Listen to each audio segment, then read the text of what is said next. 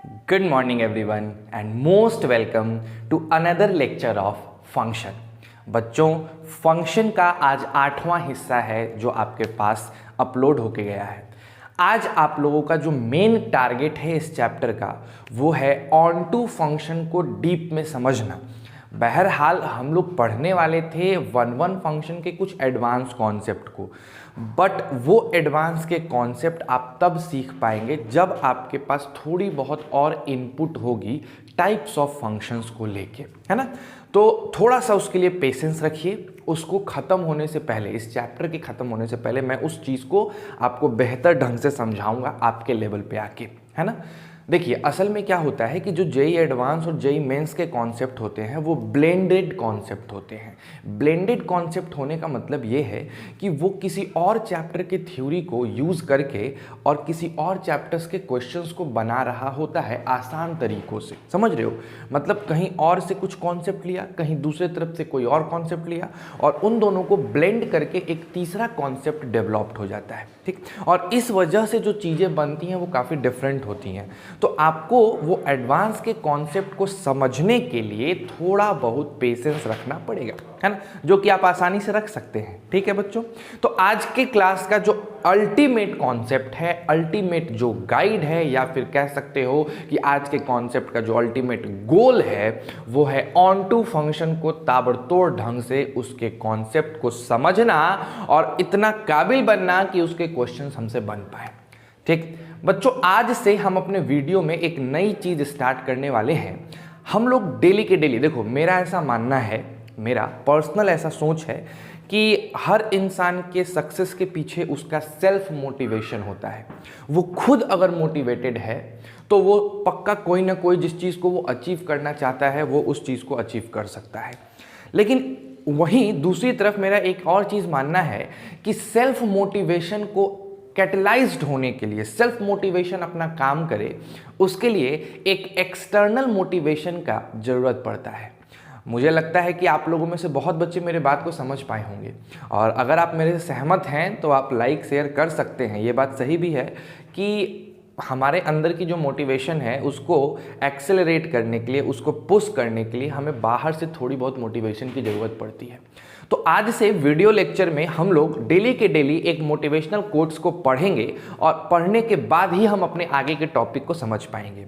आज का जो मोटिवेशनल कोट है वो बहुत ही बड़े अमेरिकन इन्वेंटर कहो या अमेरिकन बिजनेसमैन कहो, वो इन्वेंटर भी थे, वो बिजनेसमैन भी थे, और उनका नाम था, आप सभी लोगों ने उस नाम को सुना होगा, थॉमस एल्वा एडिशन।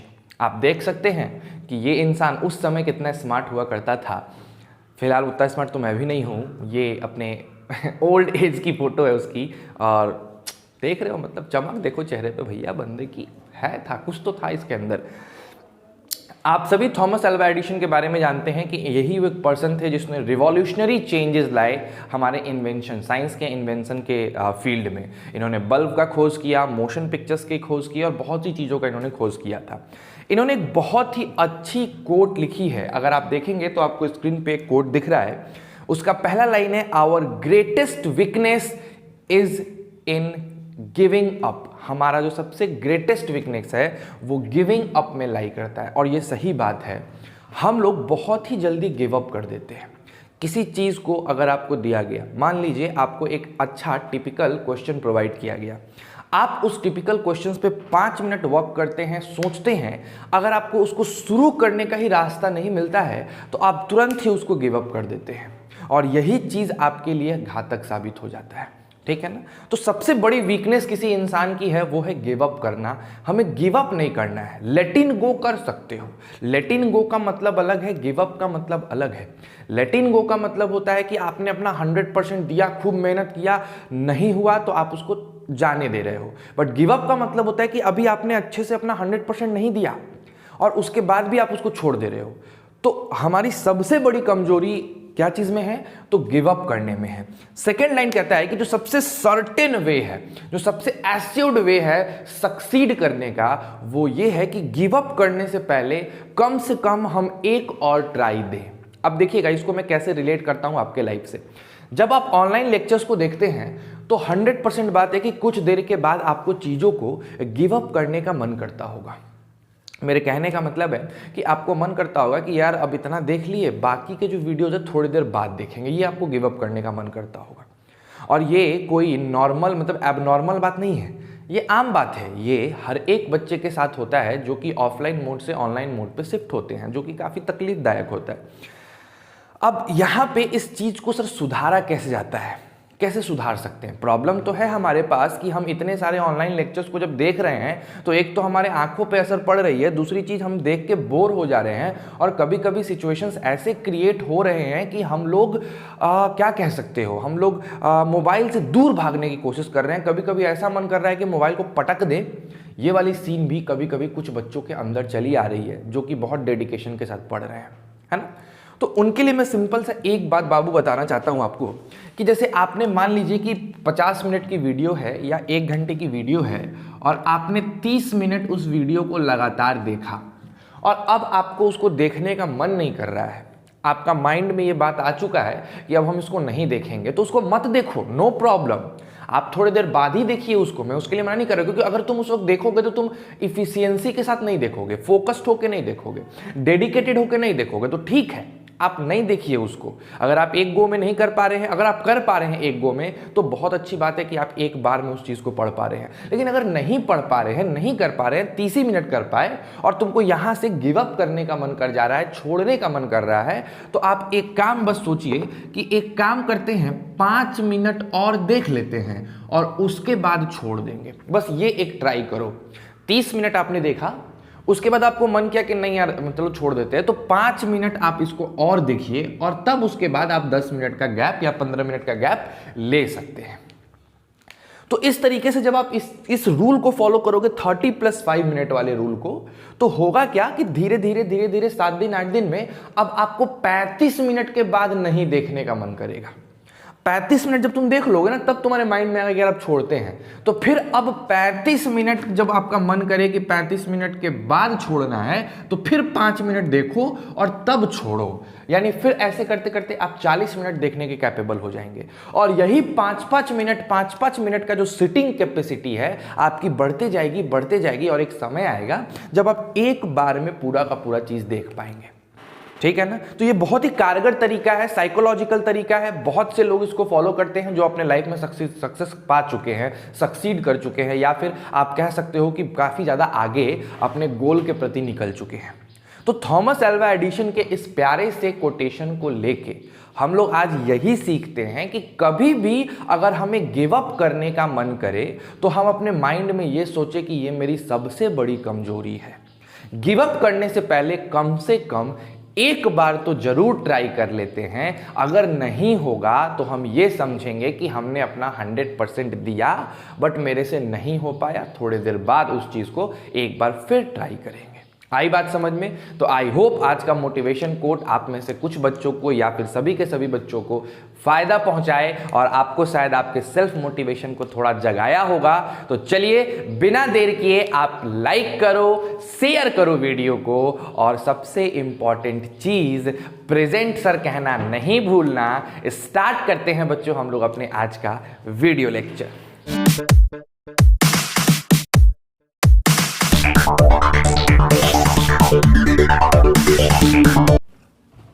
पिछले क्लास में, अगर मैं अपने पिछले क्लास की बात करूं, तो पिछले क्लास में मैं एक क्वेश्चन था जो बच्चों को दिया था, है ना। और उस क्वेश्चन को देने के बाद मेरे पास अलग अलग आंसर्स आए। मैक्सिमम जो आंसर्स थे वो मंगू टाइप के आंसर्स थे मेरे भाई। ये जो चंगू मंगू वाला सीन चल रहा है ना, मैक्सिमम आंसर मंगू वाले आंसर्स लेके आए गए थे। कैसे सर? तो देखो पहले क्वेश्चन क्या था और मैक्सिमम बच्चों ने आंसर क्या दिया है, और एग्जैक्टली आंसर क्या होना चाहिए, ये मैं चीजों को समझाने की कोशिश करता हूं। देखिए बच्चों, ऐसा सीन ये चल रहा था कि हमारे पास एक फंक्शन दिया था f(n), ठीक है, और इस फंक्शन का दो इनपुट था। एक था n+1/2। ये इनपुट कब था? जब हमारे n की वैल्यू ऑड हुआ करती थी, और n/2 था जब हमारे n की वैल्यू इवन हुआ करती थी। यानी अगर हमने कोई इवन नंबर को इसमें एज ए इनपुट डाला है तो हमें ये वाला मशीन ऑपरेट करके आउटपुट देगा। और अगर हमने किसी ऑड नंबर को एज अ इनपुट डाला है तो हमें ये वाली मशीन ऑपरेट करके एज अ आउटपुट देगी। और ये काफ़ी जेन्युइन बात था, सब बच्चों को समझ आया होगा।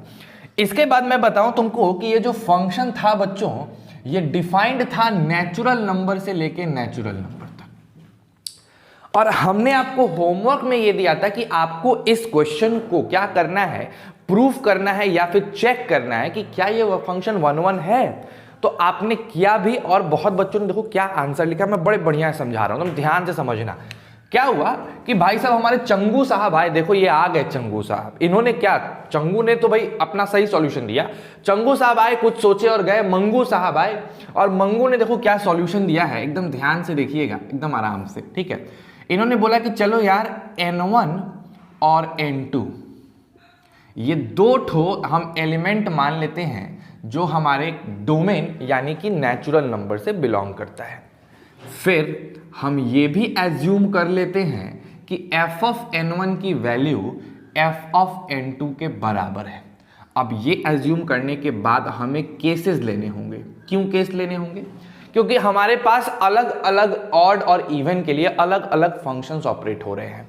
तो सबसे पहले इन लोगों ने केस लिया कि n1 और n2 दोनों के दोनों अगर ऑड नंबर हो जाएं तो क्या होगा? कुछ नहीं, आपको f ऑफ n1 प्लस 1/2 और यहाँ n2 प्लस 1/2 मिलेगा। ये 2 और 2 कैंसिल और ये 1 और 1 कैंसिल, यानी n1 और n2 बराबर हो सकते हैं। यानी भैया हमने एज्यूम किया कि हमारे आउटपुट सेम है तो हमारी इनपुट भी सेम आ गई, यानी इस केस में ये 1 1 हो गया। इस केस में बच्चों अगर हमसे कोई पूछे तो हम कह देंगे हाँ जी, इस केस में ये 1 1 है। फिर हमारे पास आया केस 2, हमने ले लिया n1 और n2 दोनों को ही इवन नंबर, ठीक है ना बच्चों। जैसे ही इवन लिया n1/2 और n2/2 आ जाएगा। आप भी ये भली भांति जानते हैं कि 2 2 कटेगा और हमारे पास हमारा n1 और n2 के बराबर आ जाएगा, यानी यहाँ पे भी ये हो जाएगा 1 1 फंक्शन। लेकिन अब आगे की तरफ हम अपना तीसरा केस लेके चलते हैं। बच्चों ने तीसरा केस भी काफ़ी अच्छे से लिया है ना। उन्होंने कहा कि सर एक काम करो, हम n1 को ले लेते हैं ऑड, n1 हमारा कोई ऑड हो जाता है, और उसके बाद हम n2 को ले लेते हैं कोई इवन, n2 को कोई ले लेते हैं इवन, कोई प्रॉब्लम नहीं। अब हम मानते हैं कि f ऑफ n1 और f ऑफ n2 बराबर आया, दोनों बराबर आ गए, ये उन्होंने माना है, एज्यूम किया है। तो जब ये उन्होंने एज्यूम किया तो देखो अब क्या होगा। आप क्या करेंगे, आप लिखेंगे n1, देखिए ध्यान से, आप लिखेंगे n1, सिंस n1 ऑड है तो आप लिखेंगे n1 प्लस 1/2 और n2 इवन है तो आप लिखेंगे n2/2, और आप देखेंगे कि ये दोनों आपस में कट गया। यही हो रहा है ना, n2/2 और ऐसे कट जा रहा है।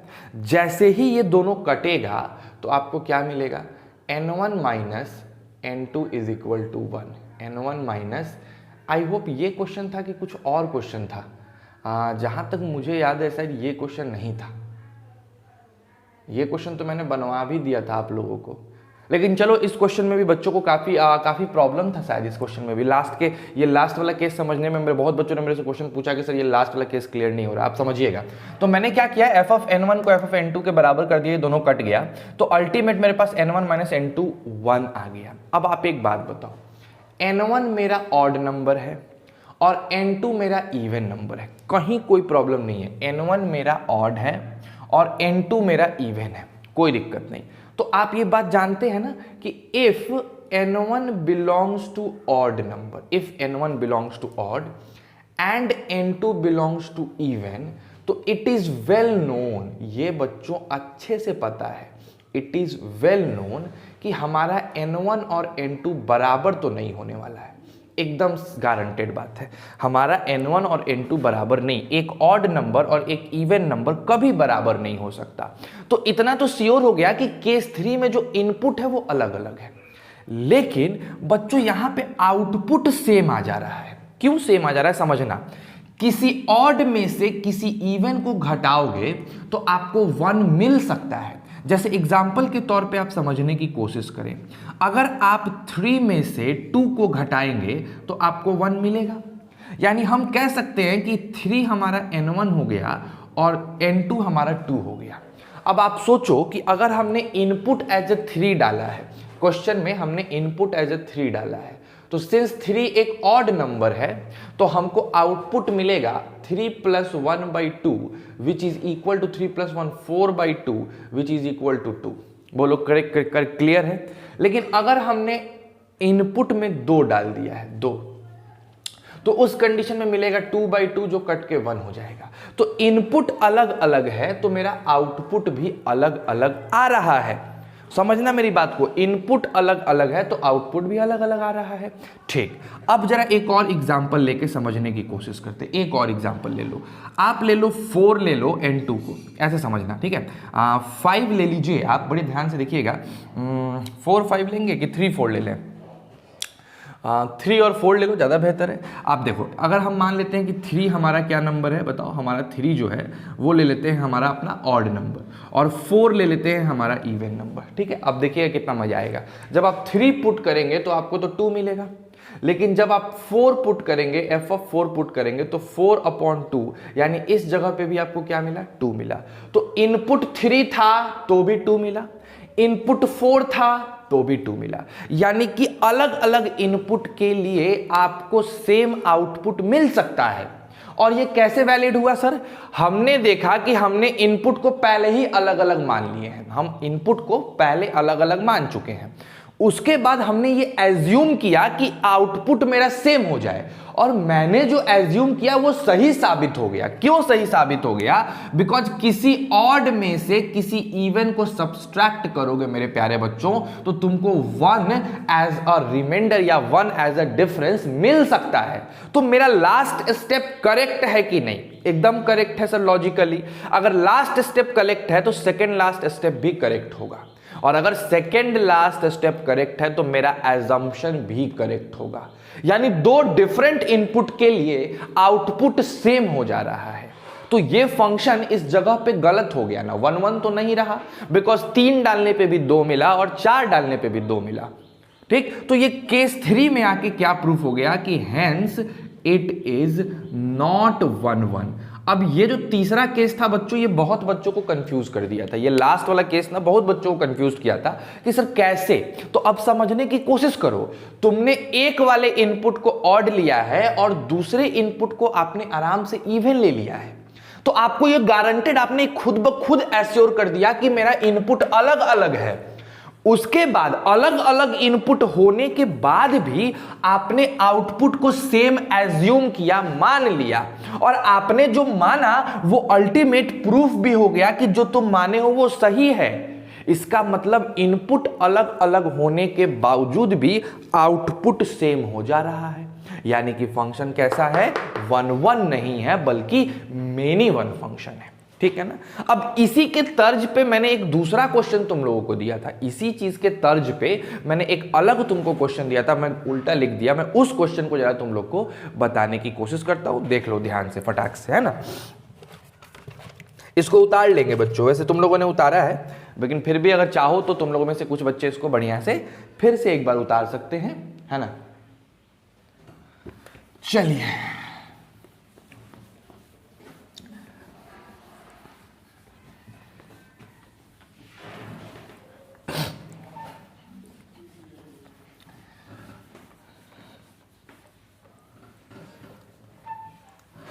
अब देखो मेन मुद्दा क्या है, जरा उस पर आते हैं हम लोग।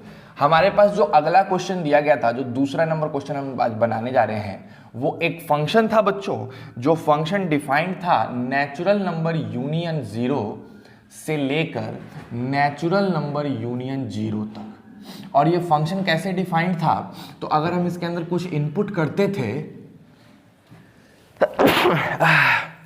सॉरी, तो ये 2 प्रकार के आउटपुट दिया करता था, एक तो n+1 और एक n-1। n+1 तब देता था जब हमारा n होता था क्या, let me check, even, sorry, और ये कब देता था, जब होता था, पता है ये जो छींक का सिस्टम है ना, जब तक 6 बार नहीं आता है ना, रुकता नहीं है। तो देखो भाई, n इवन में ये केस और ऑड में ये केस, इसको चेक करना था कि ये 1 1 होगा कि नहीं होगा। अब बहुत बच्चों ने देखो क्या किया है और क्या होना चाहिए था, देखिएगा ध्यान से। चलिए हम मान लेते हैं कि n1 कॉमा जो n2 है वो बिलोंग कर रहा है हमारे डोमेन यानी कि नेचुरल नंबर यूनियन 0 से। ये हमने अच्छे से मान लिया, इसमें कहीं कोई प्रॉब्लम नहीं है। अब आपको एक और चीज़ माननी होती है, जब भी आप इस प्रकार के क्वेश्चन कर रहे होते हैं तो आपको एक और चीज़ माननी होती है कि एज्यूम कर लेते हैं f ऑफ n1 जो होगा वो बराबर होगा f ऑफ n2 के, है ना। और इसको एज्यूम करने के बाद आपको n1 और n2 के रिलेशन को चेक करना होता है। तो अब आप क्या करेंगे, केस लेना स्टार्ट करेंगे। आप सबसे पहला केस लेंगे कि चलो n1 एंड n2 दोनों ही चलिए मान लेते हैं कि ऑड नंबर है, ऑड है। तो अगर आप ऑड लेते हैं तो आप ये वाले फंक्शन को यूटिलाइज करेंगे और आप तब लिखेंगे कि n1 माइनस 1 बराबर होगा n2 माइनस 1 के। यहाँ से माइनस वन कैंसिल आउट होगा और n1 बराबर n2 हो जाएगा। तो आपका अजम्पशन ने आपके इनपुट वाले रिलेशन को सही साबित कर दिया। यानी अगर आपका एजम्पशन यानी आउटपुट बराबर है तो इनपुट भी बराबर आया, यानी इस केस में तो ये 1 1 होगा ही, नहीं होने का सवाल नहीं होता है। नेक्स्ट, अगर हम केस 2 पे आए बच्चों, बहुत ध्यान से समझिएगा। केस 2 में हमने क्या कर रखा है, हमने n1 को और n2 को हमने इवन मान रखा है। जैसे ही दोनों को आपने इवन लिया, अब आपका ये वाला मशीन ऑपरेट करेगा और आप बड़े आसानी से लिखेंगे n1 प्लस 1 और फिर आप लिखेंगे n2 प्लस 1। ये दोनों आपस में फिर से कटेंगे और आपको वैल्यू मिलेगी n1 is equal to n2। इसमें भी कहीं कोई दो राय नहीं है, ये भी सही है। तो इस केस में भी आपका फंक्शन 1 1 प्रूफ हो गया। लेकिन असल मुद्दा उठ के आता है केस 3 में। यहाँ पे देखिए क्या हुआ, हमने ले लिया n1 को एक ऑड नंबर और चलिए हमने n2 को मान लिया एक इवन नंबर, ठीक है ना, कोई दिक्कत ही नहीं है। जैसे ही आपने n1 को ऑड माना और n2 को इवन माना तो एक चीज तो आप यहीं पे कंफर्म कर चुके हैं कि अब n1 बराबर तो नहीं होगा n2 के, यानी कि इनपुट बराबर नहीं है आउटपुट के। तो हम कहेंगे कि अगर मान लीजिए n1 बराबर नहीं है n2 के, देन टू बी 1 1, तो फिर 1 1 होने के लिए इसका आउटपुट भी बराबर नहीं होना चाहिए। हम तो यही चीज पढ़े हैं कि अगर हमारा इनपुट अलग है तो आउटपुट भी अलग हो, इनपुट सेम है तो आउटपुट भी सेम हो। चलिए देख लेते हैं। जब अब हम देखो, ये तो हमने कंक्लूजन लिखा है कि ऐसा होगा। अगर n1 n2 के बराबर नहीं है तो 1 1 होने के लिए फंक्शन ऑफ n1 और फंक्शन ऑफ n2 भी आपस में बराबर नहीं होने चाहिए, इतना तो कंफर्म है। अब हम बात करते हैं थोड़े से एजम्पशन की। चलिए हम एज्यूम कर लेते हैं कि ना मेरा f ऑफ n1 और मेरा f ऑफ n2 बराबर है, ये हम एज्यूम कर लेते हैं। ये आपने मान लिया, ये आपका एजम्पशन है, ठीक है। जैसे ही आपने ये एज्यूम किया, n1 ऑड होने के वजह से आपको n1 माइनस 1 दे देगा और n2 इवन होने के वजह से आपको n2 प्लस 1 दे देगा। अब इसको थोड़ा और आगे लेके जाएंगे तो आपको एक रिलेशन मिलेगा, n1 minus n2 is equal to 2। यानी आपको एक रिलेशन मिला कि अगर आप किसी ऑड नंबर में से किसी इवन नंबर को घटा रहे हैं तो आपको एक 2 संख्या मिल रही है, जो कि पॉसिबल ही नहीं है। हम कह सकते हैं कि we can say that difference of odd and even is always a odd number. हमेशा एक ऑड नंबर होता है। किसी ऑड में से किसी इवन को आप घटाएंगे तो वो हमेशा ऑलवेज एक ऑड नंबर ही आएगा, वो कभी भी 2 नहीं यानी इवन नहीं आ सकता है। यानी हमारा जो लास्ट स्टेप है वो रॉन्ग है कि नहीं। अगर ये चीज आ रहा है तो ये स्टेटमेंट तो रॉन्ग है, तो अगर ये रॉन्ग है तो हमारी एजम्पशन भी रॉन्ग है। यानी हम कह सकते हैं this contradict the fact, this contradict our assumption. ये हमारे एजम्पशन को कॉन्ट्राडिक्ट कर रहा है कि भैया हमारा ये हो ही नहीं सकता है, तो हमारा एजम्पशन कॉन्ट्राडिक्ट हो जाएगा। यानी हम कहेंगे कि नहीं, यानी कि हमारा f of n1 f of n2 के बराबर नहीं होगा, ये चीज हम लिखेंगे। अब बच्चे देखो क्या किए हैं, बच्चों ने क्या गलती की है कि यहाँ पे ये चीज ले आए हैं, उसके बाद लिख दिए कि ये दोनों बराबर नहीं है, तो n1 n2 भी बराबर नहीं है, इसीलिए हमारा जो आंसर है वो सही है, यानी ये 1 1 नहीं होगा, ये 1 1 नहीं होगा, it is not an 1 1 function, ऐसा कुछ उन लोगों ने लिखा है। लेकिन तुम खुद को सोचो, इस बात को ध्यान से देखो, कितना बढ़िया बात है। इस केस में 1 1, इस केस में 1 1 आसानी समझ में आया। यहां पे भी ये एक 1 1 फंक्शन हो जा रहा है मेरे भाई। कैसे हो जा रहा है? इनपुट तो आपने पहले ही रख रखा है कि इनपुट अलग अलग है। आपने जब आउटपुट को सेम मान लिया और सेम मान के सॉल्व किए तो पता चला कि आपने जो माना है वो गलत है। क्यों गलत है? क्योंकि कभी भी किसी ऑड में से इवन को घटाओगे तो तुमको 2 नहीं मिलेगा, यानी आपका आउटपुट बराबर नहीं होगा, बल्कि बराबर नहीं, नॉट इक्वल होगा। इक्वल नहीं, नॉट इक्वल होगा। तो हमें यही तो चाहिए था, क्योंकि हमको पहले से पता है कि मेरा n1 n2 बराबर नहीं है। तो अगर मेरा आउटपुट भी बराबर नहीं आ गया, ये प्रूफ हो गया, तो इस केस में भी तो मेरा फंक्शन 1 1 हो गया। यानी आप ऑड ले लो या आप इवन ले लो, या एक आप ऑड और इवन ले लो, ये फंक्शन आपका कैसा फंक्शन है? 1 1 फंक्शन है, उसमें आपको कहीं कोई प्रॉब्लम होने वाली नहीं है। आ गई बात समझ में? तो मोस्ट प्रोबेबली ये क्वेश्चन आपको बढ़िया से ग्रास्प हुआ होगा और आपने जो गलती की वो आपको चीजें अच्छे से क्लियर हो गई होगी। अगर किसी को और प्रॉब्लम है तो आप पर्सनल इन टच लेके पूछ सकते हैं। हाँ, प्रॉब्लम से मेरे को याद आया कि भैया अगर आपको कोई डाउट हो रहा है, कोई भी दिक्कत अगर आपको आ रही है पढ़ाई करने में, आप मेरे से एक समय ले लो, उस समय पे हम लोग जूम कॉल पे आ जाएंगे और मैं व्हाइट बोर्ड शेयर करके जूम कॉल पे अच्छे से आपको पर्सनल टीचिंग देके, होम ट्यूशन टाइप का फीलिंग देके, और उस डाउट को मैं अच्छे से आपको क्लियर कर दूंगा। बहुत बच्चों ने मेरे से ये वाली फील अभी 2-3 दिन पहले ली है। उनमें से एक मोहित था, रेखा थी, 1-2 बच्चे और थे जिन लोगों ने मेरे से उस टाइप से क्वेश्चन पूछा है और उनको क्लियर भी अच्छे से हो गया है। हाँ, थोड़ी बहुत स्टार्टिंग में आवाज़ की प्रॉब्लम आ रही थी, बट जब नेटवर्क स्टेबल हुआ तो फिर चीज़ें बेहतर हो गई। ठीक, तो आप चाहें तो आप मेरे से पर्सनल टाइम ले सकते हैं बच्चों, अगर आप गाँव में भी हैं फिर भी आप ले सकते हैं। ठीक है, तो चलिए, ये 1 1 फंक्शन की कहानी यहाँ खत्म होती है। 1 1 पे जितने क्वेश्चंस मेरे को कराने थे मैंने लगभग कराए हैं, जो बोर्ड लेवल पे है। अभी एडवांस लेवल पे कराना बाकी है, वेट कर लो, लेकिन बोर्ड लेवल पे चीजें कंप्लीट हो चुकी हैं। अब हम लोग अंदर जाने वाले हैं ऑन टू फंक्शन पे। ठीक है, तो चलो इसको उतार लो, फिर खूब बढ़िया से मन लगा के, जी जान लगा के ऑन टू फंक्शन के कॉन्सेप्ट को समझते हैं और उसके बाद फिर आगे बढ़ते हैं। ठीक है, चलो बच्चों, मिटा दिया जाए। आइए देखो बच्चों, ऑन टू फंक्शन को पहले हम थोड़ा तुम लोग को समझाने वाले हैं देसी तरीके से, मतलब अपने हिसाब से, कि आपको चीजें देखो अपने हिसाब से, क्या वो मतलब बुकिस बात ही है, लेकिन एग्जैक्ट बुकिस बात नहीं है, बुक का निचोड़ है। ठीक है ना? तो पहले समझो खूब बढ़िया से कि क्या है ऑन टू फंक्शन। अच्छा एक बात बताओ, मेनी वन फंक्शन क्या है? अरे यार, जो फंक्शन 1 1 नहीं है वो मेनी वन है। क्लियर बात है। तो अगर हमने 1 1 फंक्शन पढ़ लिया तो हम ये भी पढ़ लिए कि मेनी वन फंक्शन क्या होता है। ठीक है ना? अब बच्चों बात करते हैं हम लोग ऑन टू फंक्शन की। ध्यान से देखना, काफी इंपॉर्टेंट टॉपिक है और बहुत बच्चों को ये टॉपिक परेशान कर देता है। ठीक है, तो आ जाओ जरा ऑन टू फंक्शन की बात करें।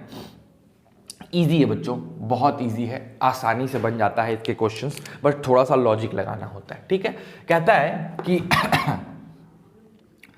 a function f, जो बच्चों डिफाइंड है a to b, a function f which is defined from a to b is said to be onto function, it's said to be onto function if range of f, इस function का जो range हो, वो range यानी output, range of f वो completely बराबर हो जाए कोडोमेन के। Range of f is equal to codomain of f। तो वैसे फंक्शन में हम उसको क्या कहते हैं? ऑन टू फंक्शन कहते हैं। ये सबसे पहला पॉइंट जो आपको दिमाग में रखना है। बाबू हम डीप में चलेंगे, चिंता मत करो, अभी पॉइंट समझा रहे हैं, है ना? फिर दूसरे पॉइंट पे आ जाओ। It is also known as, it is also known as surjective function। इसको एक और नाम से जाना जाता है, और उस नाम को हम लोग क्या कहते हैं, सर्जेक्टिव फंक्शन कहते हैं, है ना। इसको एक और नाम से पुकारा जाता है, सर्जेक्टिव फंक्शन, ठीक है। तो भाई साहब एक ऐसा फंक्शन जिसका रेंज को डोमेन के बराबर हो जाए तो हम वैसे फंक्शन को ऑन टू फंक्शन कहते हैं। अब देखो इस चीज को पिक्टोरिकली समझते हैं, थोड़ा इमेज बनेगा माइंड में। आप ऐसे समझने की कोशिश करिए कि हमने यहाँ पे एक छोटा सा एग्जांपल लिया है, ये a है मेरा और ये b है, और f से लेके एक फंक्शन डिफाइंड है a से b पर। आप जानते हैं कि ये जो a है इसको कहा जाता है मेरे प्यारे बच्चों डोमेन, और आप ये भी जानते हैं कि ये जो b है इसको कहा जाता है मेरे प्यारे बच्चों कोडोमेन, है ना। ये रेंज नहीं है मेरा बेटा, कोडोमेन है ना। रेंज कैसे होगा वो अभी समझ आएगा, लेकिन ये कोडोमेन कहलाता है, ये आपका डोमेन कहलाता है और ये आपका कोडोमेन कहलाता है। रेंज तो आपको निकालना होता है, ठीक है, रेंज आपको निकालना होता है। तो समझिएगा बहुत गौर से। मान लीजिए हमने यहाँ पे 1 रखा, 2 रखा, 3 रखा, 4 रखा, 5 रखा, 6 रखा, और इसके कोरस्पॉन्डिंगली हमें मिलने लग गया 2, 3, 4, 5, 6, 7, 8 ऐसे, ठीक। हमने लिंक बढ़ाना स्टार्ट किया, हमने लिखा जो हमारा f ऑफ x होगा वो x प्लस 1 होगा, मान लो हमने ये रखा। तो जब हम इसमें 1 एज ए इनपुट डाले तो 1 पे हमको 2 मिल गया, 2 पे हमको 3 मिल गया, 3 पे हमको 4 मिल गया, 4 पे हमको 5 मिल गया, 5 पे 6 मिल गया और 6 पे 7 मिल गया। अब अगर मैं पूछूं कि क्या ये फंक्शन 1 1 है, तो आप आसानी से बोलोगे जी सर ये 1 1 है, क्योंकि हर आउटपुट वाले को बस एक एक को तीर लगा है, यानी हर आउटपुट का बस एक ही से कनेक्शन है, 1 का 1 से है, आराम से ये 1 1 फंक्शन है। लेकिन बाबू ये फंक्शन तुम्हारा अगर ऑन टू पूछा जाए तो ये ऑन टू नहीं है। क्यों ऑन टू नहीं है, समझाता हूं।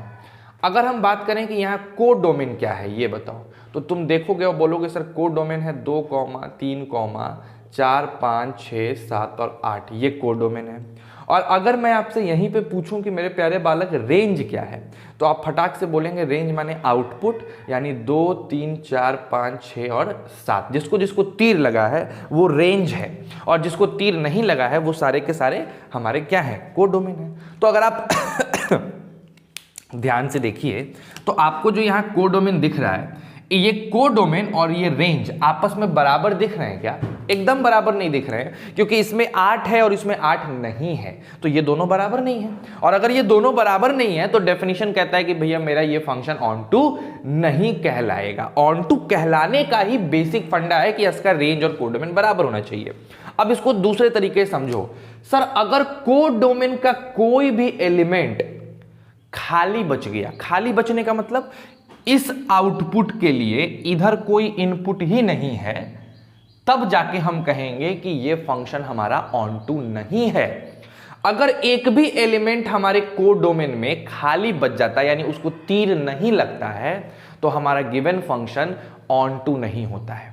ऑन टू होने के लिए कोड डोमेन के हर एलिमेंट को तीर लगना जरूरी है। समझ गए? जैसे एक और एग्जांपल हम देके तुमको समझाते हैं, खूब बढ़िया से देखना। एग्जांपल नंबर 2 है ना, मान लो यहाँ पे हमने a लिखा है और यहाँ पे हमने b लिख दिया है, और a से b हमने एक फंक्शन डिफाइन किया है, लेट इट बी 1 2 3 4 और 5, लेट इट बी 6 7 8 9 और 10। अब देखना, 1 के लिए मान लो 6 मिला, 2 के लिए मान लो 7 मिला, 3 के मान लो ये 7 मिल गया, 4 के लिए 8 मिल गया, 5 के लिए 9 मिल गया और 6 के लिए मान लो 10 मिल गया। ठीक है, हमने ऐसा एक बनाया।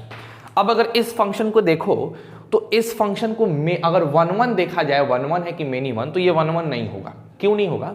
बिकॉज अलग अलग इनपुट के लिए सेम आउटपुट मिला है, तो इतना तो कंफर्म हो गया सर कि ये फंक्शन मेरा 1 1 तो नहीं है, मेनी 1 है, 1 1 नहीं है। But what about the condition of onto? Onto की कंडीशन में बताएं सर। तो सर एक काम करते हैं सर, अगर हम इसमें को डोमेन निकालने की कोशिश करेंगे तो हमको को डोमेन दिख रहा है 6 7 8 9 और 10। और अगर हमसे कोई पूछे कि मेरे प्यारे बालक आउटपुट बताओ, यानी रेंज बताओ, तो रेंज क्या दिख रहा है? 6 7 8 9 और 10। रेंज भी 6 7 8 9 10 है, तो हमने रेंज भी लिख दिया 6 7 8 9 और 10। यानी मेरी जो रेंज है और मेरी जो कोड डोमेन है वो दोनों आपस में बराबर हो चुके हैं। यानी ये फंक्शन 1 1 तो नहीं है लेकिन ऑन टू है, 1 1 नहीं है लेकिन ऑन टू है। ये 1 1 था, ऑन टू नहीं था, क्योंकि इसके कोडोमेन के एक एलिमेंट को तीर नहीं लगा था। तीर नहीं लगने का मतलब कि इसके लिए इस तरफ कोई इनपुट था ही नहीं, तो बेचारा ये क्या हो गया, ऑन टू नहीं हुआ। लेकिन अगर इसमें आ जाए तो ये 1 1 नहीं है लेकिन मेनी वन ऑन टू है। कैसे ऑन टू है? बिकॉज 6 को भी तीर लगा है, 7 को भी लगा है, 8 को भी लगा है, 9 को भी लगा है, 10 को भी लगा है। यानी कोडोमेन का कोई भी एलिमेंट खाली नहीं बचा है। उसके हर एक एलिमेंट के लिए इस तरफ यानी कि डोमेन वाले साइड कोई ना कोई तो है, कोई ना कोई एज ए इनपुट बैठा है कि तुम हमको इनपुट की तरह लो, हम तुमको आउटपुट की तरह देंगे। ये वाला सिस्टम यहां बना हुआ है एंड दैट्स व्हाई ये ऑन टू है। तो अब आ रही है थोड़ी थोड़ी बात समझ में आ रही है कि सर किस फंक्शन को ऑन टू कहते हैं। वैसे फंक्शन को ऑन टू फंक्शन कहा जाता है, वैसे फंक्शन को ऑन टू फंक्शन कहा जाता है जिसमें फंक्शन की कोडोमेन, फंक्शन का कोडोमेन उस फंक्शन के रेंज यानी उस फंक्शन के आउटपुट के बराबर हो जाए। यानी अगर आपको किसी भी फंक्शन को ऑन टू प्रूफ करना है तो आपका एकमात्र मोटिव होना चाहिए कि आप उस फंक्शन के रेंज को उस फंक्शन के कोडोमेन के बराबर प्रूफ करके दिखा दो। अगर आपने उस फंक्शन के रेंज को उस फंक्शन के कोडोमेन के बराबर प्रूफ करके दिखा दिया है तो 100% ले लो मेरे प्यारे बच्चों कि वो फंक्शन अपने आप ही ऑन टू फंक्शन प्रूफ हो जाएगा। पिक्टोरिकली अगर बात करें तो पिक्टोरिकली ये कहता है कि हमारे कोडोमेन का कोई भी एलिमेंट खाली नहीं होना चाहिए, है ना। जैसे एक और एग्जांपल लेके हम थोड़ा क्लीन करें। आई होप यहाँ एग्जांपल अगर हम लें तो तुम्हें प्रॉब्लम नहीं होगी। थोड़ा छोटा हम एग्जांपल ले लेते हैं। मान लो ये है और ये है, ये हमारा तीसरा एग्जांपल है और f एक फंक्शन है जो a से लेके b तक डिफाइंड है। यहाँ पे ले लो 1 2 3, यहाँ पे ले लो a b और c। अब देखो कितना मजा आएगा, 1 का a से, 2 का b का, 3 का c से। ठीक है। अब अगर आप इस चीज को गौर से देखो, ध्यान से देखो तो तुमको समझ आ रहा होगा कि मेरे भाई 1 का कनेक्शन a से, 2 का b से, 3 का c से, तो 1 1 तो है क्योंकि सबका अलग अलग कनेक्शन है। ऑन टू भी है, ये 1 1 तो दिख रहा है सर, 1 1 में तो प्रॉब्लम ही नहीं है। साथ साथ ये ऑन टू भी है बिकॉज इधर के हर एलिमेंट को तीर लगा है। दूसरे शब्दों में कहें तो कोडोमेन रेंज के बराबर हो गया है। तो ये 1 1 भी है और साथ साथ ऑन टू भी है, 1 1 भी है और साथ साथ ऑन टू फंक्शन भी है। ठीक, तो एक फंक्शन 1 1 हो सकता है लेकिन ऑन टू नहीं हो सकता है। एक फंक्शन ऑन टू हो सकता है लेकिन 1 1 ना हो, और एक फंक्शन 1 1 और ऑन टू दोनों हो सकता है। तो जो फंक्शन 1 1 भी होते हैं और साथ ही साथ ऑन टू भी होते हैं उन फंक्शन को कहा जाता है बाइजेक्शन फंक्शन। क्या कहते हैं मेरे प्यारे बच्चों? Bijection function. यानी जो 1 1 भी है और ऑन टू भी है उसको हम लोग कह देते हैं कि वो बाइजेक्शन फंक्शन है। फिर से गौर फरमाना एकदम ध्यान से कि सर वैसे फंक्शन को ऑन टू फंक्शन कहते हैं जिसमें कि रेंज फंक्शन का कोडोमेन के बराबर हो जाता है। रेंज फंक्शन का कोडोमेन के बराबर। इसके दूसरे शब्दों में समझो कि इधर के हर एलिमेंट का के लिए, इस कोडोमेन के हर एलिमेंट के लिए कोई ना कोई इनपुट बन के इधर बैठा हुआ है कि जब मेरी बारी आएगी तो तुम्हारा कनेक्शन आ जाएगा। जैसे यहां देखो 6 के लिए 1 इनपुट बन के बैठा था, 7 के लिए 2 भी इनपुट था, 3 भी इनपुट बन के बैठा था, 8 के लिए 4 इनपुट बन के बैठा था, 9 के लिए 5 इनपुट बन के बैठा था और 10 के लिए 6 इनपुट बन के बैठा था। आई होप आपको चीजें बेहतर ढंग से क्लियर हुई होंगी, समझ आई होंगी। तो प्लीज इस फंक्शन को जरा एक बार बढ़िया से पॉज करके खूब बढ़िया से उतारो, समझ के उतारो और आज के डाउट को आज ही क्लीन करो। अगर कुछ दिक्कत हो रही होगी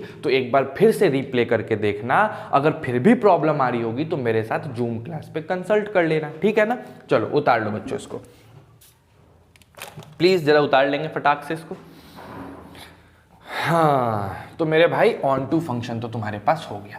चलिए इस फंक्शन को थोड़ा और एग्जाम्पल से और थोड़ा शार्प करते हैं, थोड़ा सा और क्लीन करने की कोशिश करते हैं।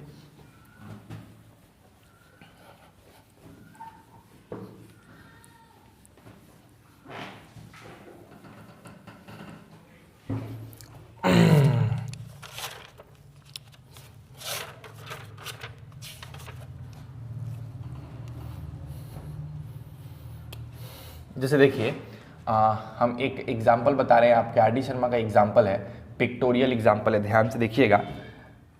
एक फंक्शन यहाँ पे है, I mean एक सेट और एक सेट यहाँ है। इस सेट का नाम दिया गया है A और इस सेट का नाम दिया गया है B और इधर से इधर एक फंक्शन डिफाइन किया गया है F। इसके अंदर है A1, इसके अंदर है A2, इसके अंदर है A3 और यहाँ है A4। अगर हम बात करें इसकी तो यहाँ है B1, यहाँ है B2, यहाँ है B3 एंड देन यहाँ है B4 और देन यहाँ है B5। अब इसमें कुछ मैपिंग की गई है, कुछ चीज़ें दिखाई गई हैं एरो के माध्यम से। आप देखेंगे 1 का कनेक्शन B1 से दिया गया है, A2 का कनेक्शन B3 से दिया गया है और A3 का कनेक्शन B4 से और A4 का भी B4 से। तो सबसे पहले तो आप हमको इस फिगर को, इस डायग्राम को देख के बताइए कि क्या ये फंक्शन 1 1 है। सर 1 1 तो नहीं है, क्योंकि अलग अलग इनपुट के लिए एक ही आउटपुट आ गया है, तो इसी वजह से मेरे प्यारे बच्चों ये 1 1 नहीं है। अब मैं आपसे पूछूं कि आपका ऑन टू के बारे में क्या ख्याल है, क्या ये फंक्शन ऑन टू है? जी नहीं सर, बिकॉज इसको कोई तीर नहीं लगा और इसको भी कोई तीर नहीं लगा। यहाँ को domain B1, B2, B3, B4, B5 है और रेंज B1, B3 और B4 है, यानी बराबर नहीं है दोनों, को डोमेन और रेंज बराबर नहीं है, तो भैया ये ऑन टू भी नहीं है। ठीक, ये पहला एग्जाम्पल था। इसी एग्जाम्पल में दूसरा सिचुएशन बनाया गया है। देखते हैं दूसरा सिचुएशन क्या है। दूसरा सिचुएशन एक नया फंक्शन है जो कि A से B डिफाइंड है और उस फंक्शन का नाम है G, है ना। नया फंक्शन G भी दे सकते हो, जरूरी नहीं F ही दे हर बार। और इधर के इनपुट क्या रखे गए हैं, तो इनपुट रखे गए हैं बच्चों A1, A2, A3, A4 और A5 और उस साइड के आउटपुट रखे गए हैं, तुमको ध्यान से देखेंगे आप, B1, B2, B3 और B4।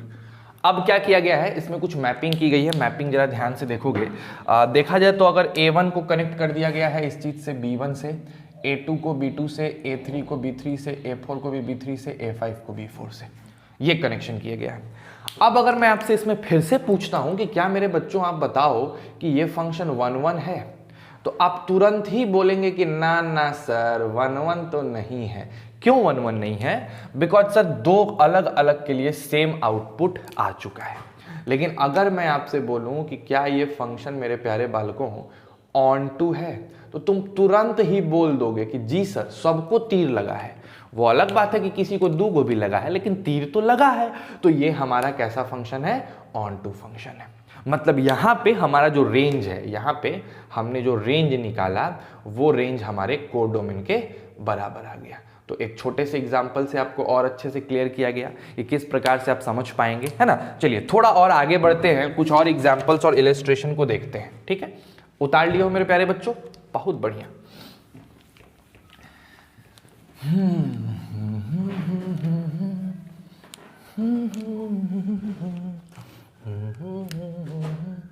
आइए हम अपना दूसरे एग्जाम्पल को देखते हैं। कहता है लेट A बराबर, लेट कैपिटल A बराबर -1 1 -2 एंड 2, ये दो हमारे पास इक्वेशन दे दिए गए। उसके बाद दिया गया B बराबर 1,4, B बराबर 1,4, ठीक है, ये भी दे दिया गया। फिर कहा जा रहा है defined by and f is equal to A to B function, ठीक है, and f is from A to B a function defined by f of x is equal to x square, ये लिख दिया गया। ठीक है ना बच्चों। अब क्या बोला जा रहा है, अब इसमें बोला जा रहा है then f is onto और नॉट। पता लगाओ कि f ऑन टू है कि ऑन टू नहीं है। तो देखो यार, जो मेथड है, बेसिक मेथड है, उससे तो हम पता लगाएंगे ही। पहले हम पिक्टोरिकली समझते हैं, है ना। यहाँ a है और यहाँ पे मेरे पास b है। एक फंक्शन बनाया गया f जो a से लेके कहाँ तक डिफाइंड है, b तक डिफाइंड है। कोई दिक्कत? इस फंक्शन की कहानी है कि अगर आप इसमें कुछ इनपुट डालोगे तो ये इसके स्क्वायर करके बाहर फेंक देगा। x डालोगे तो x स्क्वायर फेंकेगा, y डालोगे तो y स्क्वायर फेंकेगा। अब हम देखते हैं कि इनपुट में 1 है, -1 है, -2 है और 2 है। जब हमने यहाँ आउटपुट देखा तो 1 और 4 था। जब -1 डाले तो तुमको 100% 1 मिलेगा। जब आप 1 डालेंगे तब भी आपको 1 मिलेगा। -2 डालेंगे तो 4 मिलेगा एंड 2 डालेंगे तो भी 4 मिलेगा। तो इतना तो ये देख के ही कंफर्म हो गया मेरे भैया कि सर जी ये 1 1 तो कदापि नहीं होने वाला है। लेकिन अगर मैं ऑन टू की बात करूं तो जी हाँ सर, एकदम ऑन टू होगा। क्यों होगा? क्योंकि यहां पे मेरे प्यारे बच्चों जो कोडोमेन है वो 1,4 है। और अगर मैं आपसे बात करूं कि बच्चों यहां पे रेंज क्या है, तो आप आउटपुट यानी उसको भी कहेंगे कि 1,4 है। यानी इस सिचुएशन में, इस कंडीशन में हमारा रेंज जो है वो हमारे कोडोमेन के इक्वल है। और जब कभी भी किसी फंक्शन का रेंज उसके कोडोमेन के बराबर चला आता है तो हम उस फंक्शन को एकदम क्या बोल देते हैं कि वो फंक्शन हमारा ऑन टू फंक्शन हो गया, यानी सर्जेक्टिव फंक्शन हो गया। तो आई होप आपको ये एग्जांपल भी थोड़ा बहुत और मोटिवेट किया हो, क्लियर किया होगा। ठीक है, नेक्स्ट इसको भी उतारिए, फिर अगले एग्जांपल्स पे आते हैं, अगला इलस्ट्रेशन देखते हैं। अभी बहुत छोटे छोटे एग्जांपल्स चल रहे हैं बाबू, बढ़िया बढ़िया एग्जांपल्स भी आएगा। मिटा दें?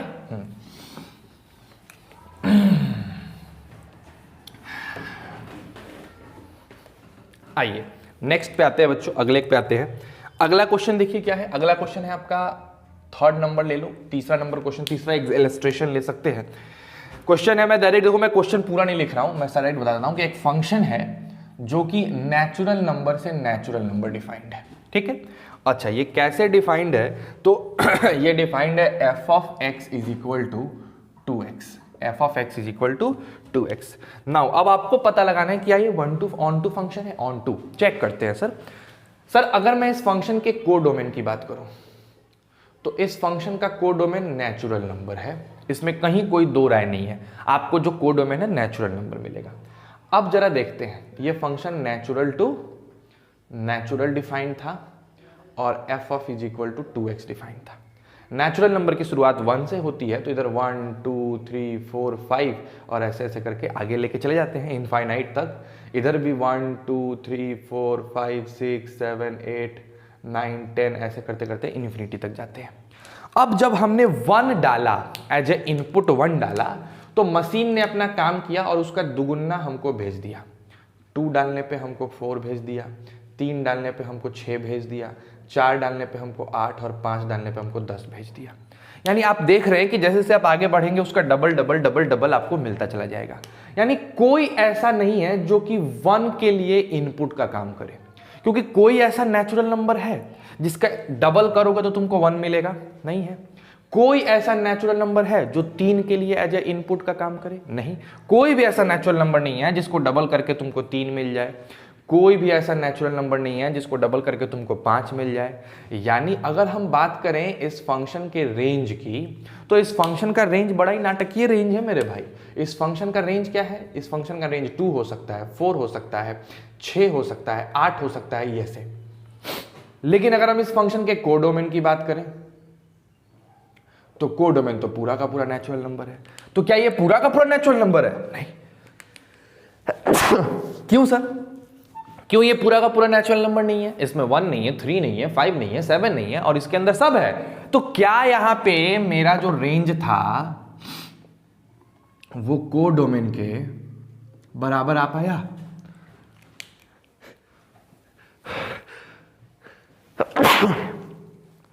One of the worst feeling, छींक आए और रुक जाए। तो चलो देखो बच्चों, क्या है, रेंज जो है वो कोडोमेन के बराबर नहीं आया है। और अगर रेंज कोडोमेन के बराबर नहीं आया है, इसका सीधा सीधा कहीं ना कहीं मतलब है कि ये फंक्शन हमारा ऑन टू नहीं है। और आप देख भी रहे हैं कि 1 को किसी का तीर नहीं लगा, अनल लगेगा, 3 को भी किसी का तीर नहीं लगा, 5 को भी तीर नहीं लगा, 7 को भी, तो ये सब खाली बच जाएंगे ना। जितने जितने के जितने हमारे पास कैसे नंबर है, ऑड नंबर है, वो सबके सब खाली बच जाएंगे, क्योंकि हमें आउटपुट में 2x चाहिए और किसी भी नेचुरल नंबर का 2 टाइम मल्टीपल्स हमेशा इवन होता है, तो ऑड तो आएगा नहीं। जब ऑड नहीं आएगा तो कहानी हो गई खराब, और जब कहानी खराब हो गई तो ये फंक्शन हमारा ऑन टू नहीं होगा, ऑन टू नहीं होगा। आ गई बात समझ में? तो इस इलस्ट्रेशन को भी उतारो। अब हम लोग एग्जाम्पल पे बेस्ड क्वेश्चंस करना शुरू करेंगे। तो चलिए पहले इसको उतारिए, फिर आगे बढ़ते हैं। Do it fast. तब तक मैं देख लूं एक बार रिकॉर्डिंग सही ढंग से हो रहा है कि नहीं हो रहा है। ठीक है,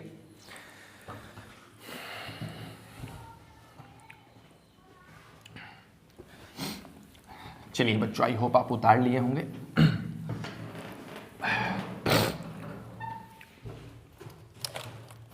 अब देखिए बच्चों, अब हम तुम लोग को एक बहुत इंपॉर्टेंट चीज समझा रहे हैं। अगर किसी फंक्शन को ऑन टू प्रूफ करना है कि ये फंक्शन ऑन टू है, यानी कि सर्जेक्टिव फंक्शन है, तो आपको बस इतना ध्यान रखना होता है कि आपको उस फंक्शन का रेंज निकालना है। ठीक, पहला स्टेप है रेंज निकालो। अगर हम स्टेप वाइज बात करें तो हम सबसे पहला स्टेप रखेंगे क्या भैया, फाइंड रेंज, रेंज निकालो। ठीक है, उसके बाद हम क्या देखेंगे कि अगर आपका रेंज बराबर हो गया है आपके फंक्शन के, किस चीज के, कोडोमेन के, तो उस केस में हम लोग कह देंगे then function is onto. तो आपका फंक्शन कैसा होगा, ऑन टू होगा। ये बात आपको ध्यान रखना है। ठीक है, तो हर वो क्वेश्चन जिसमें आपको फंक्शन को ऑन टू प्रूफ करना है, आप सिर्फ और सिर्फ इतना काम करेंगे कि उस फंक्शन का आप रेंज निकालेंगे। अगर वो रेंज कोडोमेन के बराबर आता है तो वो फंक्शन ऑन टू हो जाएगा। अब मेन मुद्दा आता है कि सर थोड़ा सा रेंज निकालना सिखा दो। एकदम सिखाएंगे बच्चों, जो अगला लेक्चर होगा वो रेंज निकालना सिखाएंगे भी, और साथ साथ उसको कोडोमेन के इक्वल करके फंक्शन को ऑन टू प्रूफ करना भी सिखाएंगे। ठीक है, तो एकदम चिंता नहीं करिए। आइए बिगिनिंग से स्टार्ट करते हैं, सबसे पहले क्वेश्चन से स्टार्ट करते हैं। ठीक है, मान लीजिए आपको एक क्वेश्चन दिया गया है मेरे प्यारे बच्चों। क्वेश्चन है कि आपका फंक्शन जो डिफाइंड है वो रियल नंबर से रियल नंबर डिफाइंड है। ठीक है, बहुत बढ़िया सर, रियल नंबर से रियल नंबर डिफाइंड है। और कैसे, तो f of x is equal to लिखा हुआ है x cube minus x cube plus 2, ये फंक्शन है हमारे पास। अब हमको जैसे ही तुमको ये क्वेश्चन मिले और पूछे कि बताओ ये ऑन टू है कि नहीं है, ये पूछ रहा है आपसे, टिक करो कि है कि नहीं है। तो कैसे शुरुआत करेंगे ये देखिएगा। सबसे पहला स्टेप ये बताओ, according to question function is defined from real number to real number. ठीक, इट मीन्स जो डोमेन ऑफ एफ है वो रियल नंबर है, और जो कोडोमेन है एफ का वो भी रियल नंबर है। ठीक, अब हमको रेंज निकालना है। तो इतना देख के तो तुमको समझ में आ रहा है ना सर कि ये जो फंक्शन है ये एल्जेब्रिक फंक्शन है ना, मतलब इसमें एल्जेब्रा है, sine theta cos theta log तॉग ये सब नहीं है, एल्जेब्रिक फंक्शन चल रहा है। तो ये एक एल्जेब्रिक फंक्शन है। एल्जेब्रिक फंक्शन के रेंज को निकालने का, खास करके पॉलिनोमियल फंक्शन, ये एक क्यूबिक पॉलिनोमियल है। ठीक, तो पॉलिनोमियल फंक्शन के रेंज को कैसे निकालते हैं समझिए। आप इसको y के बराबर मान लेंगे, y is equal to x cube plus 2, और फिर y minus 2 is equal to x cube हो जाएगा। मतलब आप अब x के फॉर्म में आंसर लिखेंगे। अभी यहां पे y जो है वो डिपेंडेंट वेरिएबल है और x इंडिपेंडेंट वेरिएबल है। अब आपको इसको ट्रांसफॉर्म करना है। अब x को बनाना है डिपेंडेंट और y को बनाना है इंडिपेंडेंट। तो अगर आप ऐसा करेंगे तो x की वैल्यू मिलेगी y अब माइनस 2 पे पावर 1/3। नो डाउट आपको ये चीज समझ आई होगी। अब इसको ऐसे समझो कि f ऑफ y बराबर y माइनस 2 पे पावर 1/3 है, और आपको इस फंक्शन का डोमेन निकालना है। इस फंक्शन का डोमेन क्यों? क्योंकि इस फंक्शन का मेरे भाई जो डोमेन होगा वो y होगा। भाई इस फंक्शन का जो डोमेन होगा वो y की वैल्यू होगी, और असल में ये y की वैल्यू इस फंक्शन के लिए क्या चीज का काम करेगा? रेंज का काम करेगा। तो इस फंक्शन का जो तुम डोमेन निकाल रहे हो वो असल में आपके गिवन फंक्शन के रेंज का काम कर रहा है। तो अगर आपने इसका डोमेन निकाल लिया तो इसका रेंज भी निकल जाएगा।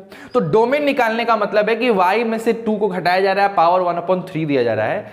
तो ऐसा कौन कौन सा y का वैल्यू है जो इसको नहीं सेटिस्फाई करेगा? हर वैल्यू सेटिस्फाई करेगा। कोई भी रियल नंबर ले लो, y को कोई भी रियल नंबर ले लो, y माइनस 2 पे पावर 1/3 सेटिस्फाई करना ही करना है, नहीं सेटिस्फाई करने का कोई चांस नहीं है। तो इसका डोमेन क्या हो जाएगा? इसका डोमेन हो जाएगा y belongs to all real number, और जो इसके लिए डोमेन है वो असल में इसके लिए रेंज है। तो हमारा फंक्शन का रेंज क्या आ गया बताओ? रेंज भी रियल नंबर आ गया। तो हमारा रेंज भी रियल नंबर, को डोमेन भी रियल नंबर, यानी ये फंक्शन क्या होगा? ऑन टू होगा। ऑन टू नहीं होने का बात ही नहीं है। तो अब आप सीख रहे हो क्या सर, रेंज निकालना और उसको रिलेट करके ऑन टू प्रूव करना। तो किसी भी अलजेब्रिक फंक्शन के रेंज को निकालने के लिए आपको उस फंक्शन को y के बराबर एज्यूम करना होता है, उसके बाद वहां से x की वैल्यू निकालनी होती है। जैसे मैंने यहां x की वैल्यू निकाली y - 2 पे पावर 1/3। फिर इस x को f ऑफ y में कन्वर्ट करो, आपको एक y में फंक्शन मिलेगा। इस फंक्शन का जो आप डोमेन निकालेंगे, जिसमें आप माहिर हो चुके हैं, वो असल में इस फंक्शन का रेंज होगा। तो जो तुमने डोमेन निकाला वही इस फंक्शन के लिए रेंज का काम करेगा, और आपको इस फंक्शन का रेंज मिल गया, और ये रेंज यहां पे कोड डोमेन के बराबर है, एंड दैट्स व्हाई ये फंक्शन ऑन टू है। लोड मत लो, हम इतने क्वेश्चंस करवाएंगे, इतने बढ़िया से सब चीज करवा देंगे कि आपको चिंता ही नहीं है ऑन टू फंक्शन की। कोई लोड मत लो, कोई लोड नहीं, हम है ना उसके लिए, ट्रस्ट रखो। इतना बेहतर ढंग से ऑन टू कंप्लीट होगा, इतना बेहतर ढंग से रेंज समझोगे कि कभी प्रॉब्लम नहीं आएगा। बस थोड़ा सा पेशेंस रखने की जरूरत है, ट्रस्ट रखिए, पेशेंस रखिए। आज का आपका होमवर्क सिर्फ इतना है कि जो आईटीएफ में होमवर्क मिला है इनवर्स ट्रिग्नोमेट्रिक फंक्शन में, आप उसको तो करिए, साथ साथ यहां पे जो आज हमने पढ़ाया है इसको खूब सुंदर से रिवाइज करो, खूब मन से रिवाइज करो। रिवाइज करने में अगर आपको कोई दिक्कत आती है, कोई प्रॉब्लम आती है, हमको वो चीज़ स्क्रीनशॉट करो और भेजो कि सर हमको ये चीज़ समझा दीजिए, ठीक है।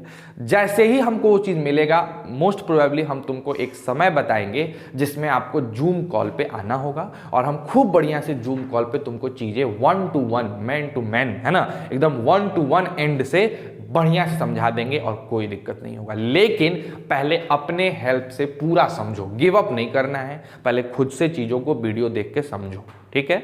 आई होप आपको आज का क्लास समझ आया होगा, आप बढ़िया से पढ़े होंगे और मन से पढ़े होंगे। घर पे रहो, स्वस्थ रहो, अपने और अपने पूरे परिवार का ख्याल रखो, और सबसे इंपॉर्टेंट चीज़ कि stay apart to do our part. एक दूसरे से दूर रहो ताकि हम अपना काम कर पाएँ। हम लोग के हाथ में सिर्फ दूर रहना है, तो जितना दूर रहोगे उतना अच्छा है, उतना आप ब्रेक करेंगे कोरोना के चेन को। और इस वक्त अगर हम लोग सजग होकर काम नहीं करेंगे तो शायद हो सकता है कि चीज़ें बहुत वर्स्ट हो जाएं। वैसे वर्स्ट तो हो ही रही है, लेकिन बहरहाल हम लोग कोशिश ही कर सकते हैं। आई होप आप चीज़ों को अच्छे से समझ गए होंगे, and at last stay safe and stay healthy बच्चों।